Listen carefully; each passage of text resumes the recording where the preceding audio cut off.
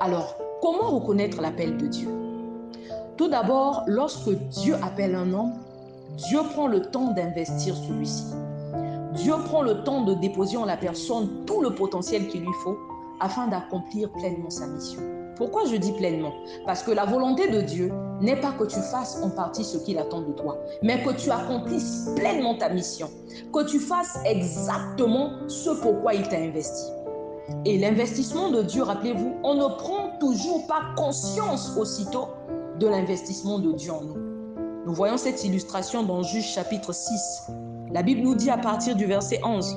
Puis vint l'ange de l'Éternel et s'assit sous le térébinthe d'Ophra qui appartenait à Joas de la famille d'Abiézer. Gédéon son fils battait du froment au pressoir pour le mettre à l'abri de Madian. L'ange de l'Éternel lui apparut et lui dit, l'Éternel est avec toi, vaillant héros. Gédéon lui dit, ah mon Seigneur, si l'Éternel est avec nous, pourquoi toutes ces choses nous sont-elles arrivées? Gédéon n'est pas sûr. Il essaie de remettre en cause ce que l'ange de l'Éternel lui dit. L'ange de l'Éternel le connaît mieux que lui. L'ange de l'Éternel l'appelle de son vrai nom. Mais Gédéon n'est pas conscient qu'il est un vaillant héros. Une façon de te dire que Dieu peut t'investir, mais tu n'es pas conscient de son investissement en toi. Mais cela ne veut pas pour autant dire que tu n'as pas le bagage, le paquet de Dieu en toi. Ces choses, ce sont des choses qui s'illustrent au moment opportun, au bon moment. C'est-à-dire au temps fixé par Dieu, ces choses commencent à s'illustrer. Lorsque nous lisons dans Exode chapitre 3, à partir du verset 1, la Bible nous dit que Moïse faisait paître le troupeau de Jéthro, son beau-père, sacrificateur de Madian, et il mena le troupeau derrière le désert, et il vint à la montagne de Dieu à Horeb. L'ange de l'Éternel lui apparut dans une flamme de feu au milieu d'un buisson. Moïse regarda, et voici le buisson était tout en feu, et le buisson ne se consumait point. Moïse dit, je veux me détourner pour voir quelle est cette grande vision et pourquoi le buisson ne se consume point.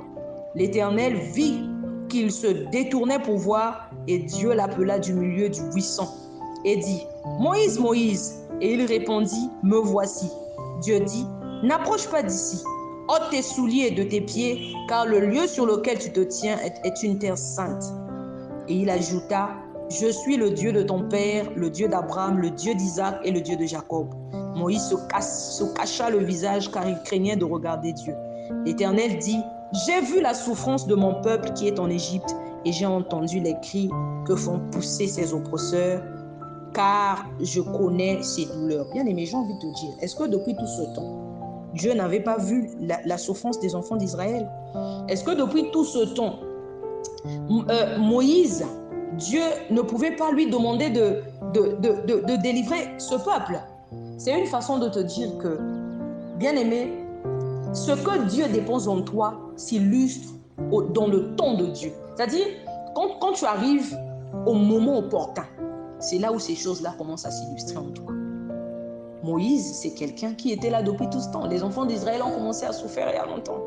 Mais pourquoi c'est seulement ce jour-là que Dieu appelle maintenant Moïse pour lui dire que les cris des enfants d'Israël sont parvenus jusqu'à moi? Donc, depuis tout ce temps, donc, Dieu n'avait pas vu leur souffrance. Amen. Ce que Dieu a déposé en toi, le paquet que Dieu a déposé en toi, s'illustre au moment opportun, au temps favorable. Ces choses-là commencent à s'illustrer. Autrefois, on vivait comme tout le monde. On faisait ce que tout le monde faisait.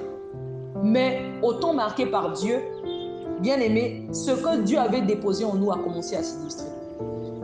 Moi, le signe, par exemple, qui attirait mon attention, c'est que quand je voulais faire certaines choses que les autres faisaient, je sentais que je n'arrivais pas. C'est-à-dire même quand j'étais décidée à faire cela, que mais un tel fait ça, moi aussi je peux le faire. Je sentais quelque chose en moi, je n'arrivais pas. Je n'arrivais pas à le faire. Mais ce n'est pas parce que je suis exceptionnelle, ce n'est pas vrai. C'est juste que lorsque Dieu t'appelle à faire quelque chose, à un certain moment, tu sens, c'est-à-dire cette chose-là commence à s'illustrer en toi. Tu n'es pas toujours consciente de cela. Il y a des gens qui me faisaient remarquer que quand tu commences à parler, tu parles beaucoup. Et quand tu parles, on sent qu'on est à l'aise avec toi en fait. C'est pas parce que je m'exprime, je ne sais pas comment. D'ailleurs, moi-même, je me sous-estime énormément. Mais seulement, c'est une façon de dire que ces choses-là, même quand nous-mêmes, on ne les remarque pas, les personnes qui sont autour de nous peuvent percevoir ces choses à l'intérieur de nous. Amen. Donc, lorsque Dieu appelle un homme, celui-ci n'est pas toujours conscient de l'investissement de Dieu dans sa vie. Ce sont des choses qui commencent à s'illustrer dans le temps de Dieu. Et lorsque ces choses commencent à s'illustrer, à partir de là, la personne peut détecter quel est son appel. Des fois même toi-même, tu ne te rends pas compte, mais les gens autour de toi te font remarquer que tu es appelé à ceci.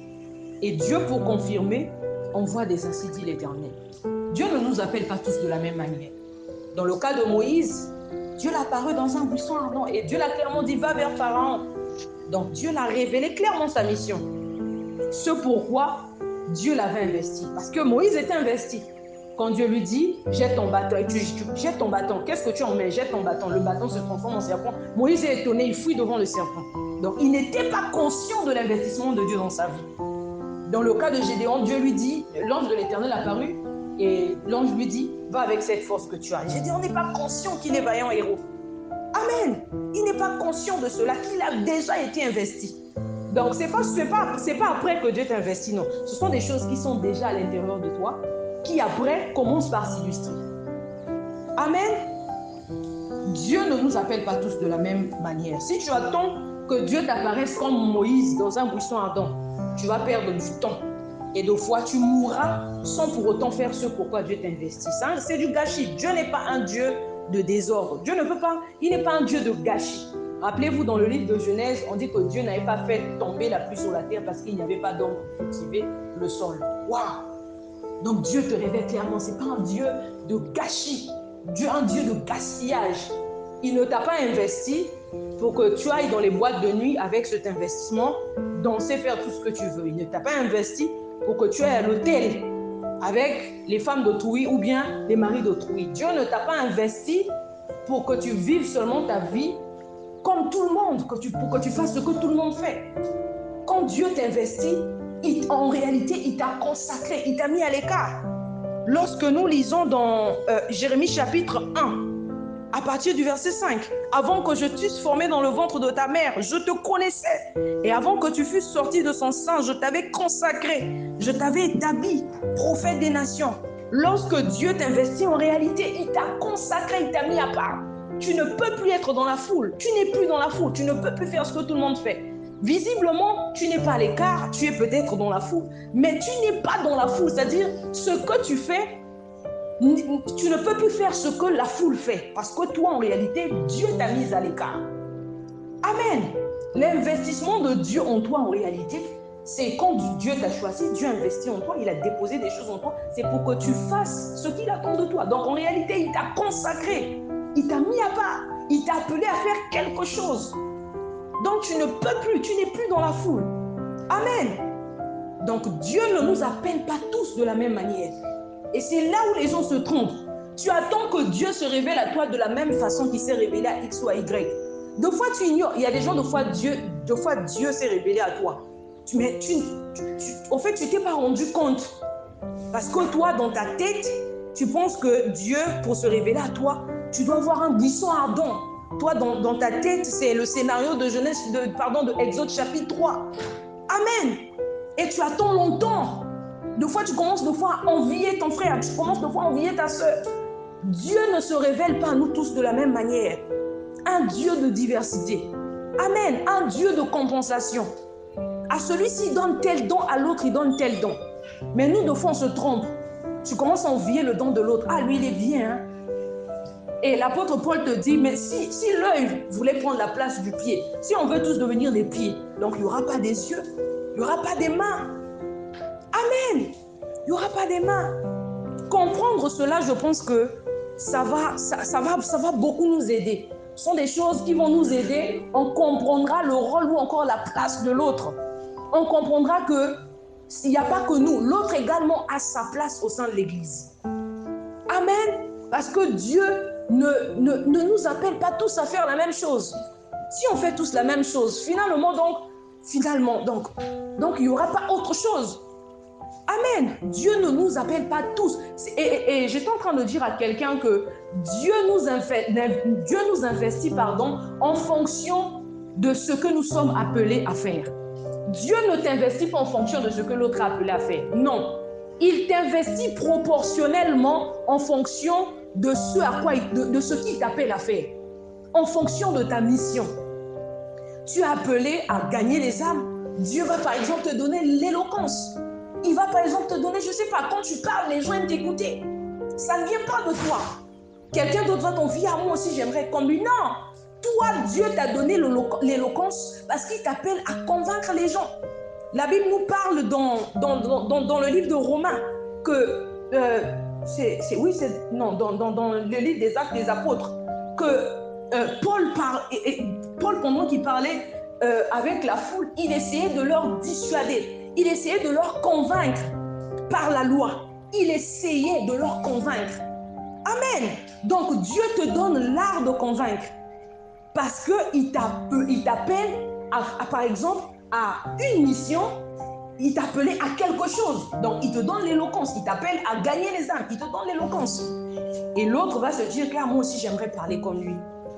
J'aimerais parler comme lui. Non, Dieu nous investit en fonction de notre mission, en fonction de ce que nous sommes appelés à faire. Tu es appelé à la prophétie, Dieu te donne la vision. Tu vois de fois avec précision, parce que Dieu t'a appelé à la prophétie. Tu es appelé à l'évangélisation, Dieu te donne le zèle. C'est-à-dire, quand tu montes là, on sent que celle-là ou celui-là est appelé à l'évangélisation. Dieu t'appelle à l'enseignement, on sent que tu es passionné. Quand tu dois enseigner, comme l'évangéliste Ange, j'en parlais à l'apôtre, quand elle doit prêcher, c'est-à-dire elle prend tout son temps, elle n'est pas pressée. Elle crie très rarement, elle crie quand l'esprit la saisit. Sinon, elle prend tout son temps d'expliquer les Écritures. C'est ça. Mais non, moi, je veux dire que moi aussi, je veux la grâce de l'évangéliste Ange. Non, ça, c'est méconnaître Dieu. Amen. Ça, c'est méconnaître Dieu. Dieu est un Dieu de compensation. Si on doit tous être des évangélistes, donc il n'y aura pas de docteur, il n'y aura pas de pasteur, il n'y aura pas de prophète, il n'y aura pas d'apôtre, parce que tous, on veut être des évangélistes ou je ne sais quoi. Non, on doit comprendre cela, bien-aimés dans le Seigneur. Amen.